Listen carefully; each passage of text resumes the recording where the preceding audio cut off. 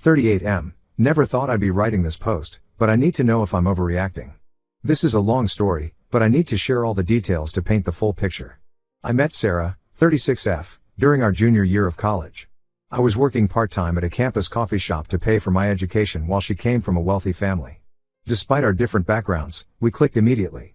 She was different from other rich kids, down to earth, genuine, and didn't care about my financial status.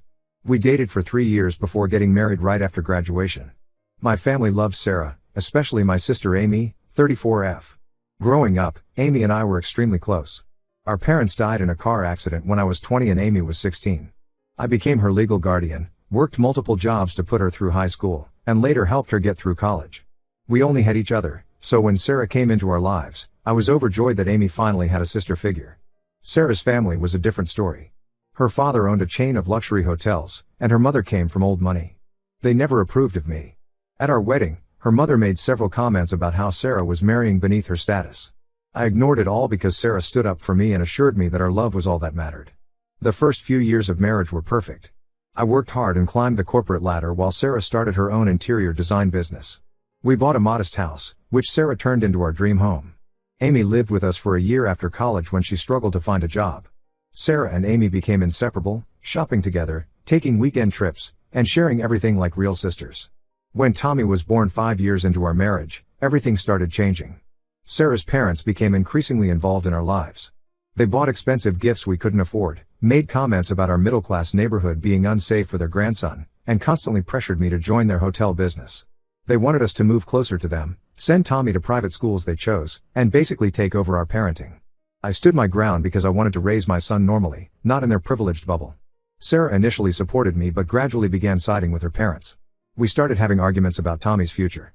Her parents would show up unannounced, reorganize our house, and criticize everything from my long working hours to the brand of diapers we used. Then came that day I'll never forget. I was at work when I got a call from Tommy's preschool saying Sarah hadn't picked him up. Concerned, I left work early. When I got home, the house felt wrong. Walking through each room, I realized certain things were missing: photos, documents, some of Sarah's clothes, Tommy's favorite toys.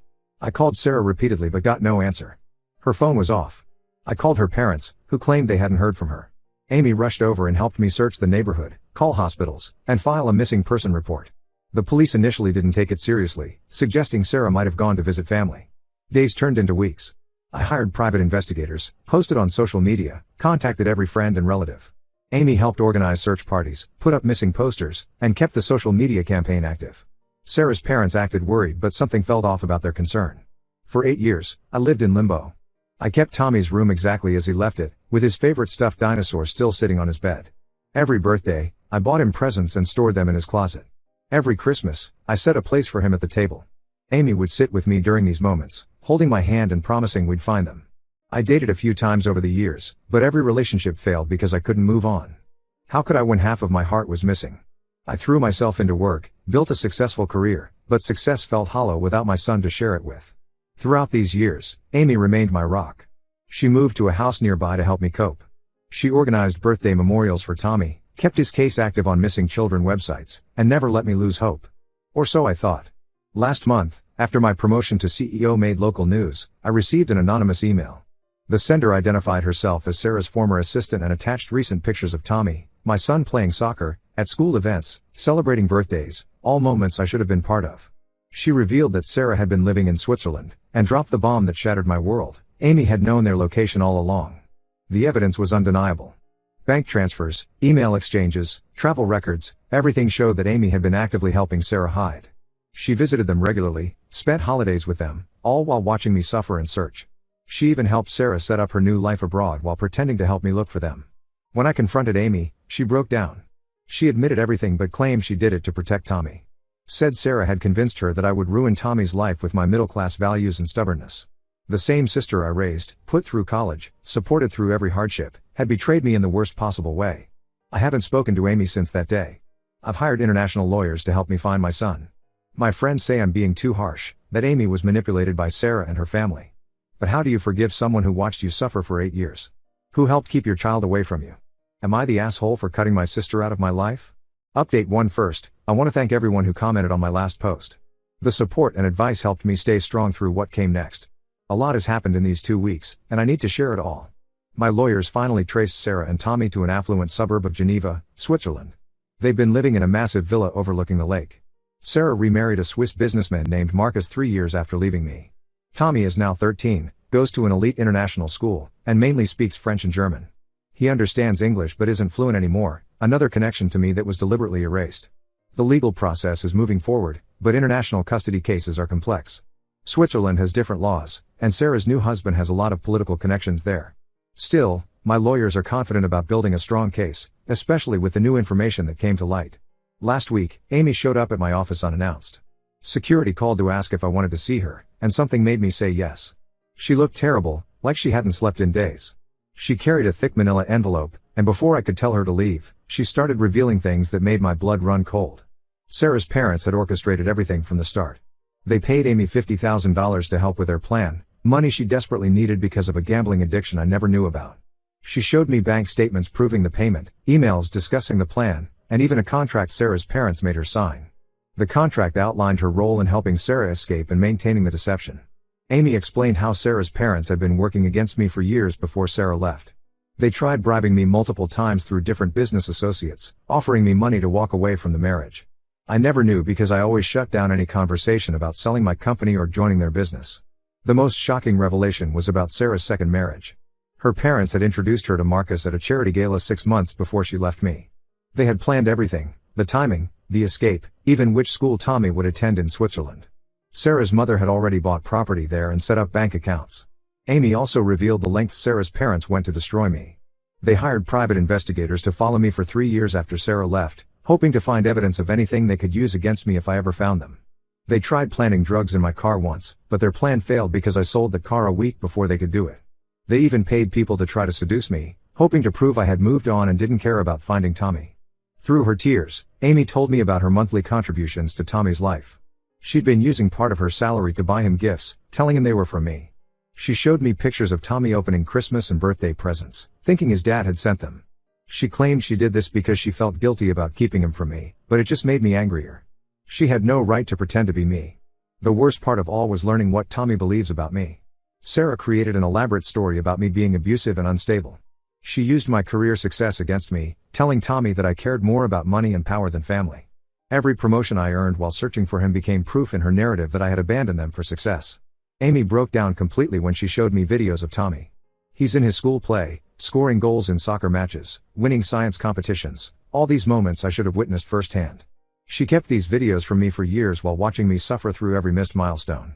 She claims she's trying to make amends now. She sold her house and wants to give me the money for legal fees. She's offered to testify against Sarah's parents and provide all evidence of their conspiracy. She says she realizes now how wrong she was and that she was manipulated by Sarah's family. My friends think I should reconsider cutting her off since she's trying to make things right. They say her evidence could be crucial in getting Tommy back. But every time I look at her, I see every Christmas morning I spent alone, every birthday I celebrated with an empty chair, every night I lay awake wondering if my son was safe. The lawyers are building a case using Amy's evidence, but I don't know if I can ever forgive her. She wasn't just an unwitting participant, she actively helped destroy my relationship with my son. She watched me break down year after year while knowing exactly where he was. Now I'm faced with an impossible situation. I need her testimony to strengthen my custody case, but the thought of being around her makes me physically ill. How do you work with someone who betrayed you so completely? I don't know what's worse, the years I spent not knowing where Tommy was, or knowing now that my own sister helped keep him from me. Update 2: After months of legal battles, I finally got court-approved visitation with Tommy in Switzerland. The first meeting was in a supervised setting at a family court facility in Geneva. I was nervous and excited, but nothing prepared me for how it went. Tommy refused to even be in the same room with me at first. He sat next to his stepdad Marcus and wouldn't make eye contact. The court-appointed supervisor tried to help, but Tommy was clearly uncomfortable. He answered my questions with one-word responses in broken English, which hurt more than if he'd said nothing at all. I had 4 more supervised visits over the next few weeks. Each one was difficult, but I kept going. During the 5th visit, something unexpected happened. While Sarah was talking to the supervisor and Tommy was in the restroom, Marcus pulled me aside. He looked nervous but determined. Marcus told me he discovered the truth by accident 2 months ago. He was renovating their home office when he found Sarah's old journals hidden behind a false panel in a drawer. He read them and learned everything: how her parents orchestrated my son's kidnapping, how Sarah knew I was a good father, and how guilty she felt about leaving. He showed me photos he'd taken of the journals on his phone. Sarah had written detailed entries about watching my TV interviews during the search, about nearly calling me countless times, and about lying to Tommy. She wrote about her parents' manipulation and pressure, documenting how they threatened to cut her off if she didn't follow their plan. Marcus turned out to be different from what I'd imagined. He genuinely had no idea about the truth when he married Sarah. Like everyone else, he believed her story about escaping an abusive marriage. He started secretly recording conversations after finding the journals, gathering evidence of Sarah's lies and her parents' involvement. The most damning evidence was a recording from a private party at their house. Sarah's father, drunk on expensive wine, bragged to his friends about how they got rid of the middle-class son-in-law who was embarrassing their family. He laughed about how easy it was to manipulate Amy with money and praised Sarah for playing her part perfectly. Marcus gave me copies of everything, the journal photos, recordings, emails, and bank statements showing payments to various people involved in the conspiracy. He said he tried confronting Sarah once about the journals, but she destroyed them and threatened to take Tommy away from him too if he ever mentioned them again. This revelation led to a huge fight between Sarah and Marcus. She found out he had contacted my lawyers and completely lost control. She tried to take Tommy and run again, but Marcus had already warned their household staff and security. Tommy witnessed her meltdown, heard her screaming about the lies, and locked himself in his room. For 3 days, Tommy refused to come out except for food. He missed school and wouldn't talk to anyone. Marcus told me that after he finally emerged, Tommy started asking questions about me. He found old family photos online and spent hours looking at pictures from when he was a baby. His whole reality was crumbling. Sarah's carefully constructed narrative is falling apart. My lawyers are using Marcus's evidence to build an even stronger case. Sarah's parents are facing criminal charges in multiple countries for international kidnapping and conspiracy. The evidence of their bribery attempts and harassment has made things worse for them. Amy continues cooperating with authorities, detailing how Sarah's parents manipulated and paid her. While her testimony is helpful, I still can't bring myself to speak to her. Marcus says Tommy asked about her recently, wondering why his aunt helped hide him from me. I've rented an apartment in Geneva to be close to Tommy during this process. Marcus has been surprisingly supportive, helping create opportunities for Tommy and me to spend time together. Sarah is still trying to maintain control, but her influence over Tommy is weakening as more truths come out. For the first time in 8 years, I feel hope.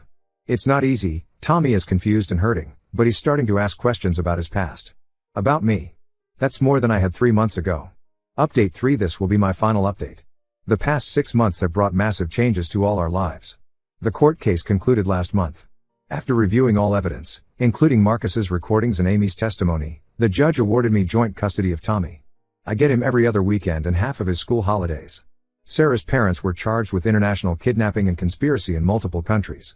They're facing serious jail time, and their business empire is crumbling. Most of their partners have cut ties, and their reputation in the business world is destroyed. Tommy and I started seeing a family counselor who specializes in parental alienation cases. It's a slow process, but we're making progress. I moved permanently to Geneva, bought a house near his school, and started working remotely for my company. Tommy still lives primarily with Sarah and Marcus, but I'm now a regular part of his life. Sarah's life fell apart after Marcus filed for divorce. She tried claiming she was a victim of her parents' manipulation, but Marcus's evidence proved she was an active participant. She lost her interior design business after the scandal broke, and most of her wealthy friends distanced themselves from her. The divorce settlement was brutal for Sarah. Marcus's lawyers used her involvement in my son's kidnapping to argue that she was morally unfit for any significant settlement. She lost access to most of the wealth she gained through their marriage. Now she's living in a small apartment, a far cry from her luxury villa. Amy continues trying to make amends. She paid back all the money she received from Sarah's parents, plus interest. She sends letters through our cousins, detailing every visit she had with Tommy over those 8 years. Part of me wants to read them, but I always end up storing them away unopened. Some wounds are still too fresh. Tommy is slowly accepting the truth about his past. He found his old room in my house, the one I kept unchanged all these years. When he saw all the birthday presents I bought him every year, he broke down. It was the first time he hugged me voluntarily. Last week, during our weekend together, Tommy asked me if I hated his mom. I told him honestly that I don't hate her, but I hate what she did to us. He seemed to understand. He also asked about Amy, wondering why his aunt would help hide him. I didn't have an answer for that one. Marcus has been surprisingly supportive through everything. He helps maintain stability for Tommy and even encourages him to spend extra time with me when possible. He's selling the villa and moving to a smaller house, saying he wants Tommy to understand that life isn't all about wealth and status. I'm different now. 8 years of searching for my son changed me fundamentally. The betrayal by Amy and Sarah's manipulation taught me hard lessons about trust. But watching Tommy play soccer in my backyard or helping him with his English homework makes all that pain feel distant. Some people, including my extended family, Think I'm too harsh for not forgiving Amy or being more understanding of Sarah's position. But they didn't live through 8 years of birthdays with a missing child. They didn't wake up every day wondering if their son was alive or dead. For now, I'm focusing on rebuilding my relationship with Tommy. Everything else, the anger, the betrayal, the lost years, can wait. Sometimes Tommy asks about the past, and I'm always honest with him, but I let him set the pace. That's enough for now.